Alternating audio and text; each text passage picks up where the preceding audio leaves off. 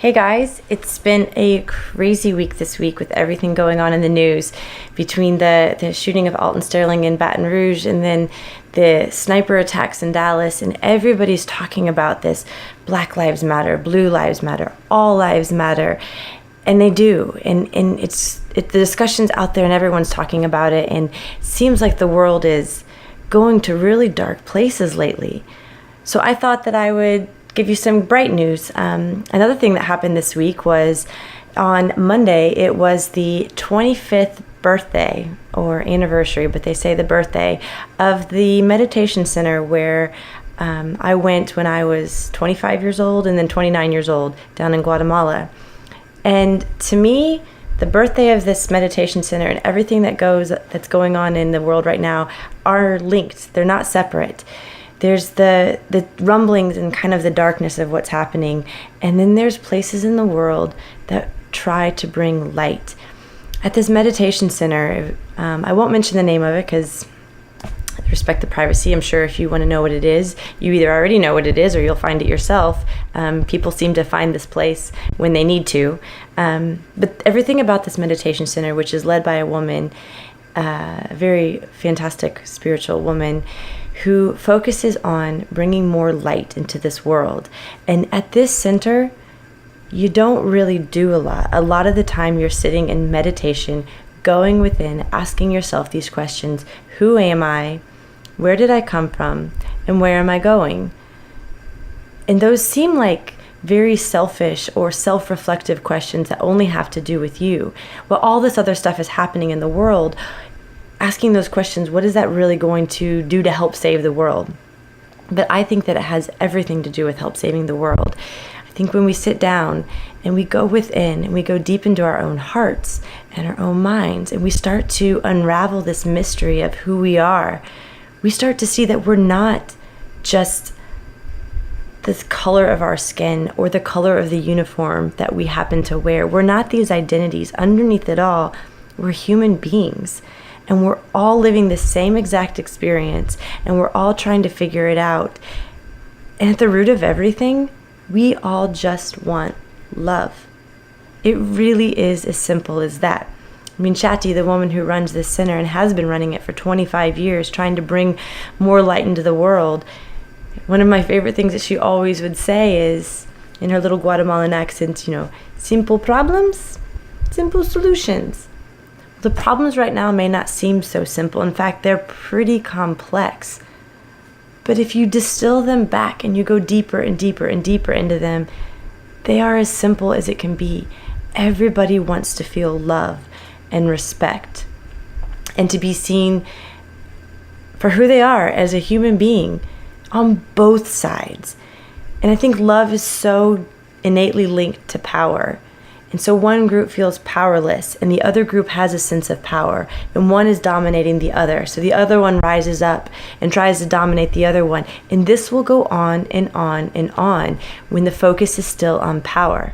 And certain presidential candidates, that's all that they want to deliver. They want to feed you a sense of empowerment through strength and brute force, and we're going to go get them. But that's not power. That's still just fear. At the root of all of that is love. And the only way to diffuse everything that's going on is to focus on love. And although it may seem like you're not doing anything, when you go within and you focus inward first, you start to change. And then the outside starts to change as well. And so today what I wanted to share with you was just an idea that I had, something very, very simple. I mean, all of my friends have been talking about what's been going on in the world. And we sat around a campfire a couple days ago, and that's all we could say is, this and that candidate and what's happening here and what is right and what is wrong. And in the middle of the conversation, I asked them, okay, so we know what's going on. We're having this discussion, but what can we do? What can we actually do in the lives that we live to change? And everybody threw out ideas, and they were all great ideas. But the idea that I kind of threw out was do nothing at all. Not in the sense that you probably think do nothing at all, be passive, ignore what's happening, just watch the Kardashians or whatever on TV, if they're even still on TV. But no, sit still, go inward, Before you take action out into the world, take what seems like inaction and go within. And when you do that, there's a simple little exercise that can be really powerful. If we're meant to unify everybody, black, blue, white, Chinese, whoever it is, if we're supposed to unify this entire world, we first have to see ourselves as one thing, one being, one spirit, and one love. So this exercise, if you just sit still, you don't even have to sit in a cross-legged position in front of some altar. Just sit in a chair. Close your eyes. Take a few deep breaths. Don't worry about stilling your mind. Don't worry about the meditation aspect of it. This isn't really a meditation. What I want you to do is just close your eyes and bring to your mind's eye Alton Sterling and all the other people that have been wrongfully accused all the way back through history. And I want to picture that you are them.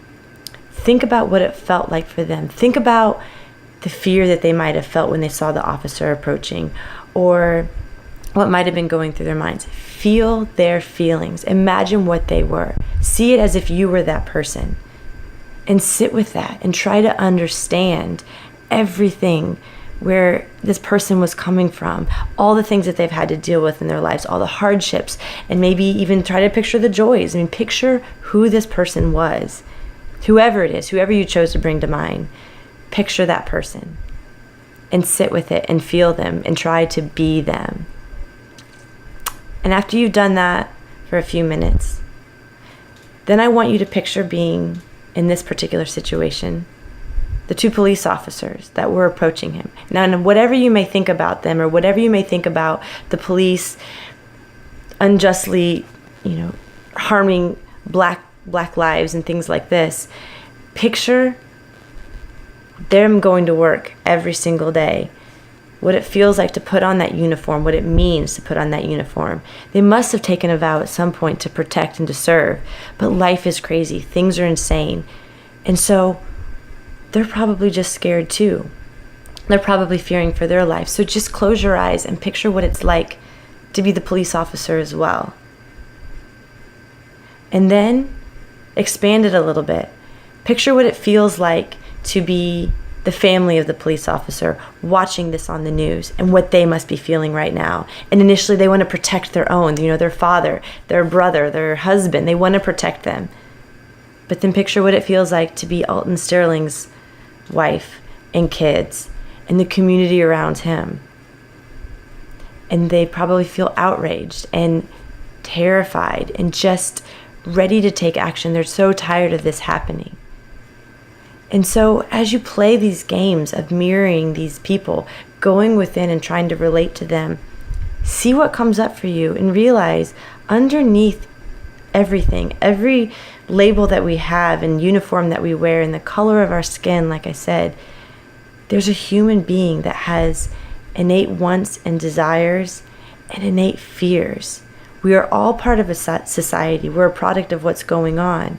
And if we keep acting as a reaction to this product, to this to what's happening, then we're always going to be reacting. And instead, can we go within and picture ourselves feeling the same way that another would, seeing ourselves in the other side. If we took away this divide, this person on this side and this person on that side, and we tried to join that side and see what that person's seeing, and then those people to join this side and see what that person's seeing, see the connection, see where we're all the same. And then we can have a discussion about Black Lives Matter and Blue Lives Matter. And then it's true, all lives matter. Every single life matters. Your life matters and what you believe and what you feel. And you can use this exercise for anything. It doesn't even have to be what's going on in the news now. When you're having an argument with your spouse, just sit for a second, picture who your spouse is without trying to judge what they're thinking and feeling, and picture what they might be feeling, how your actions might be treating or affecting them. Or with your kids, or with someone that you're having a conflict. Anytime that there's a dividing line, picture being on the other side of that line and be that person looking back at you. And start to see where you're the same versus where we're different. And I believe that this is going to be a huge step that we can take out into the world and start to change the world every single step of the way. So that's really all I wanted to share with you today. That's been what's on my mind this week is, the craziness that's been in the news, the beauty of having a center that changed my life and taught me these things about going inward and becoming a more compassionate person. For 25 years, this place has been doing it, and I took a vow that I would go out into the world and try to teach those same principles and those same things. So I wanted to share that with you today and just say, we are one people and we're all doing what we can. So thank you for listening. I hope that you practice this little exercise, and I'd be interested to see what comes up for you or what your thoughts are. I'm sure some of you are going to probably think I'm crazy by saying, don't do anything at all, just sit and contemplate. I think contemplation comes first. Then when you touch the root of who you are, what you're feeling, what you desire, and you blend it with what you believe the other person is thinking and feeling and desiring too, and you found that common ground, only there should we act from that place. So that first, seemingly inaction, which is really just going inward, and then the action. So hope you have a fantastic Thursday, and just know that whatever's going on in the news right now, there's a lot of darkness and hatred and fear. There's just as much love, and to be a part of that love, to be a part of that, and shine that out in the world. So I love you all. I hope you have a fantastic Thursday, and I'll see you again next week. Thanks.